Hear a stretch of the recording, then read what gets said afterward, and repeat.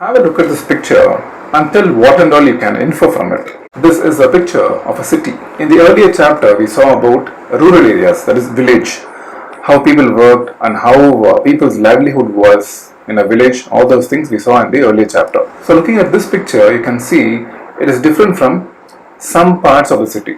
For example, in some parts you'll be having housings, then office buildings will be there. But here you can see a busy place. In India, we have more than 5,000 towns and 25 big cities. Chennai, Mumbai, Delhi, Kolkata are cities where more than 10 lakh or 1 million people live and also work. There is a saying that the city never sleeps. That means continuously there will be some work going on in a city. So in this chapter, we will see about a city with a first-hand experience. That is how a person goes and tells about the city as a narration. So we will see how people are employed, whether they are employed by someone else or they are employed on their own, that is self-employed, or whether their jobs or work are similar or they are different, whether their employment opportunities are similar or even that is different.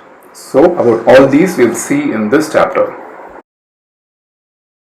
This city is a very big city. I have come here already. From the house I am staying now, I walked to the corner and turned to the main street. There already it's very busy.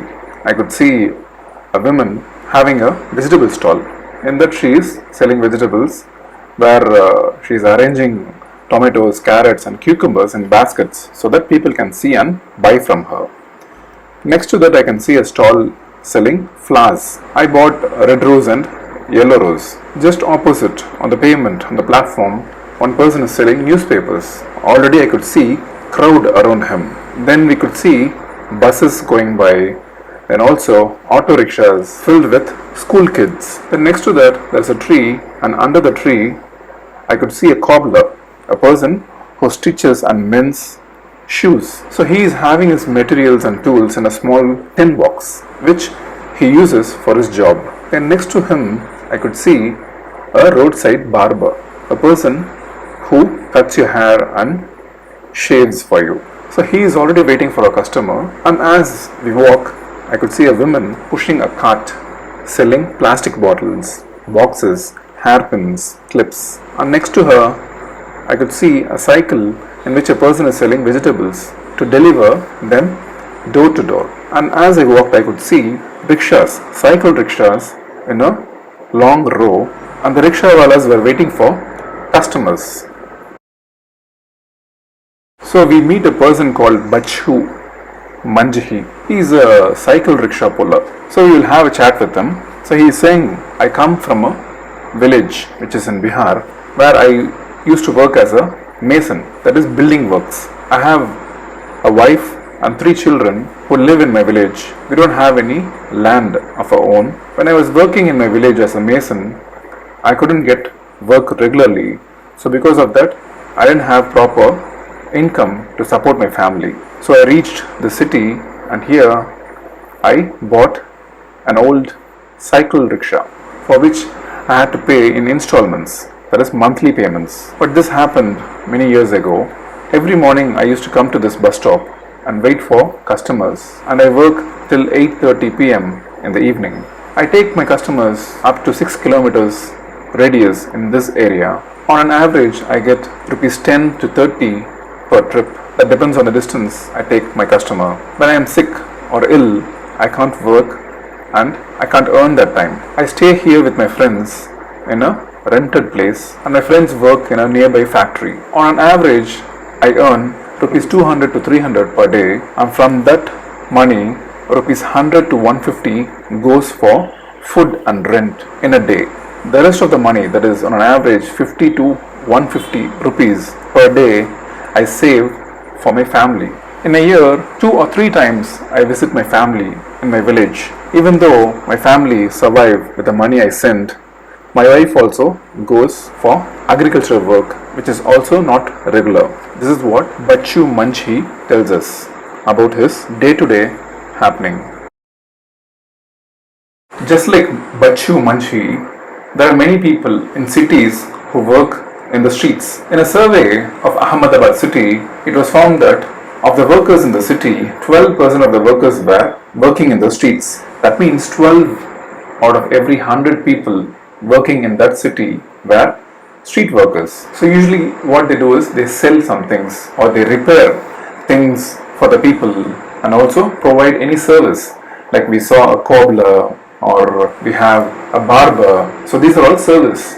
So they are service providers. And another thing is most of them were self-employed. That is, they work on their own. They were not employed by anyone else. So when they need to work on their own, they need to organize themselves. That is, they have to plan what they have to sell, where they have to buy, what they have to buy, where they have to purchase that, and how to set up their shops and where to set up their shops. And we can also witness that most of their shops were not permanent, they were temporary. So usually what they do is on discarded boxes, old boxes, they put some boards or papers, and on that they put some things or the things which they have to sell and they sell it. Or sometimes you can see on poles, that is electricity poles or some poles on the roads or streets, they hang canvas sheets and on that they hang their products to sell. And we can also see carts on which they put the products they sell. Or sometimes even on the pavement or platform, they spread a plastic sheet and on that they put their things to sell.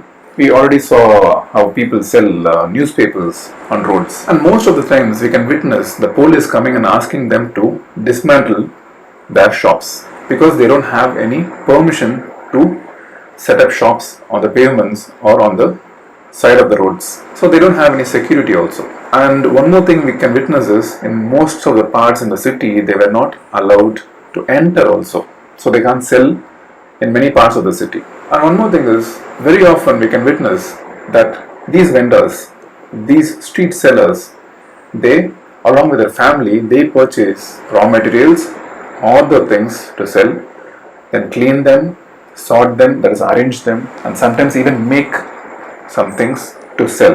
Either it will be some plastic items they arrange and sell, or sometimes it can be food items or snacks like bhaji, bonda, dosa, where their family help them to prepare them and sell it to the customers. And another thing is, most of these people don't have any place to live. They have their home on the street itself. That too, most of the times you can see in an untidy place because they have no other go or no other place to live. They have to live on the pavements, on the side of any street or roads. So they put their things there itself, their personal belongings, and they go out to work in the day, and when they come back at night, they cook their own meals there and they sleep there after a heavy work. In a country, more than 1 crore people are street vendors in the urban areas, in the cities or towns. Most of the people's view about these street vendors will be that they are obstructing or stopping or blocking the traffic. They are also a disturbance to the people walking on the road. But there are many organizations or NGOs who are helping these people, these vendors, to organize themselves so that these vendors are for the general benefit of the people. And at the same time, they exercise their right to earn their own livelihood. We have this under our constitution that says right of people to earn their own livelihood. At the same time, the government is also trying to modify the law, because at the moment we can see that there is a ban on street vendors. They can't disturb the public, but at the moment government is planning to change that so that there is no disturbance to the general public. Either there will be a free flow of traffic and also the movement of the people on the road or pavement. For this hawking zones, there is certain buildings where small shops are built. For example, there is one such building in Chennai where people can set up their own stalls who were earlier street vendors in certain arterial roads in the city or busy roads where there used to be many roadside shops. And at the same time, the government is also thinking to have some freedom so that mobile vendors can move freely in certain areas or many parts in the city. And also in many places we can see the hawkers or the street vendors having committees. At the same time, the government is also advising to have such committees so that they can take decisions concerning them. Also, they can convey their concerns to the government. So we will see about the other people working in the city in the next part. Continue to register your comments. Thanks for watching and supporting my channel.